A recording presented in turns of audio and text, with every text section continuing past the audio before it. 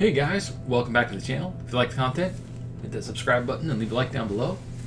It's been about almost 10 days since I made a video on the channel. I've been working on my other channel, the wrestling channel. So if you like wrestling, go check that out. I'll link it down below in the comments or description.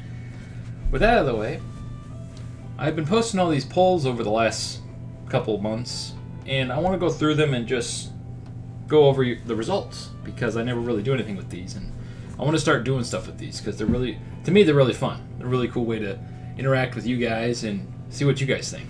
See if we think the same. So anyway, the first poll here, or should I say the most recent poll, is the PlayStation State of Play. They showed a lot of games. A lot of them were like Square Enix games that look, to me, they all look the same. They all look like Final Fantasy knockoffs. But that's just me. I do like the fact that they're making more action games, but you know, it's good to have both turn-based and action-based games, or you know what I mean.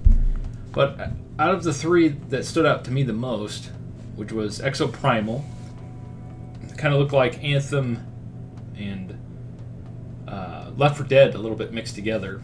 It looked pretty cool, but if it's one of those online-only games where you have to play with other people, I don't care about that. It looks so much like Dino Crisis. It was like, Dino Crisis? And then, no. Exoprimal. Come on, Capcom. But to no shocker at all, the awesome Ninja Turtles collection. That blew my mind. I'm like, holy crap, all those Ninja Turtle games? I mean, they've released one here, one there, taken it off because they lost the licensing. Now they're all in one big package, and it's coming out physically. So obviously, I agree with you guys. That Ninja Turtles collection, awesome. And for a minute there, I thought it was going to be PlayStation exclusive. But no, it's coming to Switch, it's coming to Xbox, it's coming to everything. So I'll probably pick that up on the Switch and maybe the PlayStation. I don't know. So obviously, I agree with you guys on this one. And then that Valkyrie Elysium, I'm like, I think it's supposed to be... what is that? Like Code Valkyrie or whatever that old game was back on the PS1. It took them a while to make another one in the series. Most people are going to be like, what the hell is this? But it looked cool. It looked really cool. I like the visual effects of it, but it looks like another Final Fantasy game. Like, you can do stuff in the future, in like way in the past, like caveman days. Try to, you know, differentiate the games. They're all in this fantasy medieval time, and it's, I don't know, all their games starting to look cookie cutter to me. That's just me. We'll go down here to Pokemon starters. First is, you know, Scarlet and Violet. Which one did you guys like the best? And Fui Coco, I think is how you say it, the fire type. A lot of people like the fire type because I thought it was a dinosaur, but no, it's just a crocodile.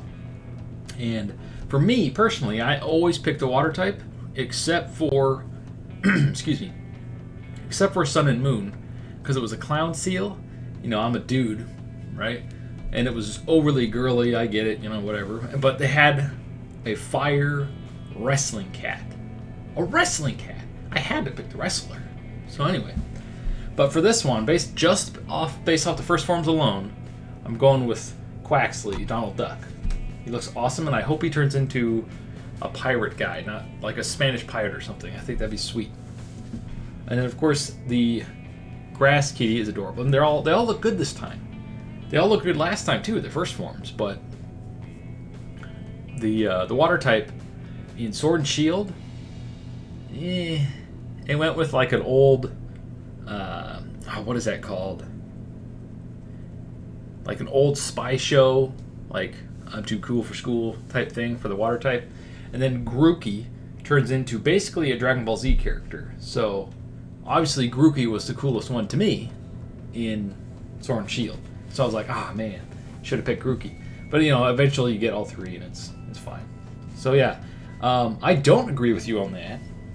I say the duck is the best. But it's unanimous, everybody likes him the best. So, and then Elden Ring. Most of you, when I first checked this, it was like, way no thank you. And now it's a heck yeah. Once I'm done with the wrestling game and get that going, and all set. Since it's a launch of a new game, you make tons of videos and try to get your other channel going, right? It's growing a little bit, not as much as I was hoping, but the videos are getting views, so that's fun. So eventually, yes, I will probably get this, but it'll be a while. So yeah, you can see me die 1,000 times. And then, oh yeah, do you guys go for trophies and achievements? As I say here, I do if they're not stupid, like beat X amount of, or beat X boss without taking damage, or beat X boss without dying.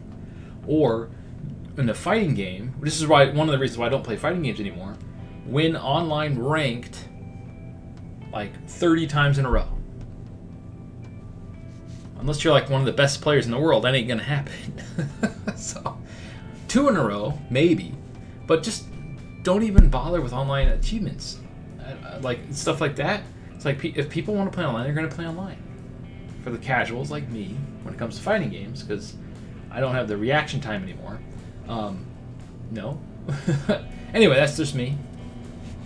I still think they're cool to go for occasionally, but some of them, like when they open world game, when they give you a checklist to do everything in the game, and you end up trying to play the game much longer than you feel like playing, where it starts becoming a chore, then yeah, then I lose interest and I don't care. Overall, I don't care anymore, but if the game is super fun and not a chore to do, I will go for the platinum or 1,000. So yeah.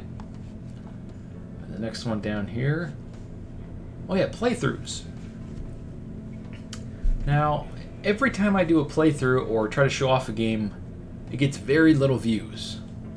So, going forward, kind of like I did with Elden Ring up here, I'm going to look at what's coming out for the month, games that I'm going to buy or potentially buy, and I'll have a vote, and whichever one you vote for, I will play on the channel. So I think next up is, I want to say Kirby. I'll post the poll on here. I think it's Kirby, Tiny Tina's Wonderlands. I was going to buy that and play it with my brother. Let's see, what else is there? I'll have to look. There's a bunch of stuff coming out in the next couple months. It's like, oh yeah, Lego Star Wars is one of them. That's going to be fun. Getting that to play with my brother too. Let's see here. We're down to working on a video for Pokemon Legends. I never did get around to that. I was too busy enjoying it. And the reason why it's my favorite game, or favorite Switch game, is because it took my favorite Nintendo franchise, Pokemon, and totally reinvented the wheel. But kept the fundamental of what made Pokemon Pokemon. Catching Pokemon. So I really enjoyed it. I love it. I just wanted to take that, what they've done there, and just run with it. Like, don't go back to the turn-based random encounter crap, please. Go forward with this idea and refine it and perfect it. And for the love of God, make the game look visually more better. But it looks like a lot of you liked it too. So, and only having one version, awesome. All right, what's the best console of all time? This is like an impossible question to answer because everybody will say something different. So I really wish you guys posted what other was, because for me, because I'm a huge wrestling fan, I would have to say that the PS2, if you grew up in that era, the PS2 overall is the best console ever made. It was a DVD player. It had the best wrestling games on it. It had WWF, Here Comes the Pain, Shut Your Mouth, Galactic Wrestling, Rumble Roses. I mean, everything. And it had all the PlayStation exclusives. God of War started on there. Ratchet and Clank started on there. Just banger after banger. It wasn't the strongest hardware either. That's what made it so funny. It's like the weakest system had the best games. And I think to this day, actually I know to this day, it is still the best-selling console of all time. So with that library, holy crap, to me, it is the best console ever made. The next one that comes close is 360 because Xbox finally had everything figured out. They figured out the online, they figured out achievements, they invented achievements, all the stuff. It was just like the perfect storm, but their system was defective for over almost the entire generation. If it wasn't for that, they probably would have sold a lot more.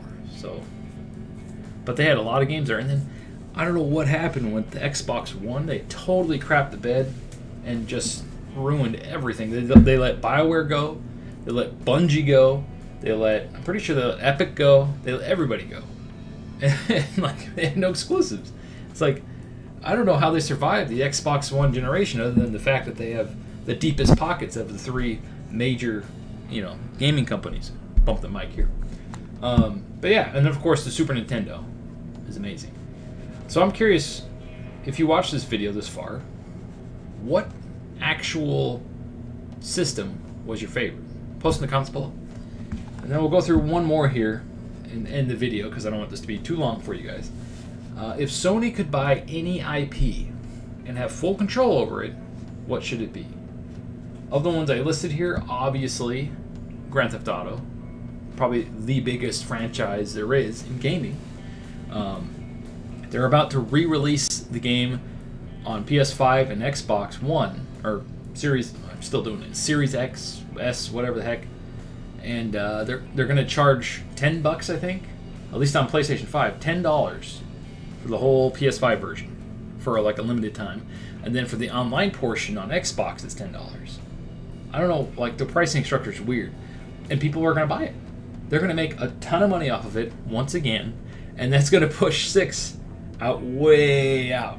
So it's like, I don't think we're getting 6 in our lifetime because it originally came out, 5 originally came out on the 360 and the PS3. So it's already been remastered like twice, so blows my mind. But yeah, obviously Final Fantasy series, it's pretty much on there already. Monster Hunter would be a big get for them, and it might be only for them because Sony's been doing all these deals behind the scenes we don't know yet, and they might own Metal Gear too. I'm getting tongue tied here. And then Sonic is like, I want to say he's not as big as Mario, but he is a huge character. And what's sad is his games are terrible. The reason why I put it on here because if Sony got it, or Microsoft, or Nintendo, Sonic would finally get that quality polish that he needs for his games. Everything else they do with the character is amazing. Movies, cartoons, memorabilia, but the video games, they're terrible. Like, they're unpolished, unfinished, and they're terrible. I hope that new one, Sonic the Forgotten... Is it Forgotten Lands, or am I getting that confused with Kirby? I really hope the new game is not bad, So let's see here. Okay, we're going to end the video here.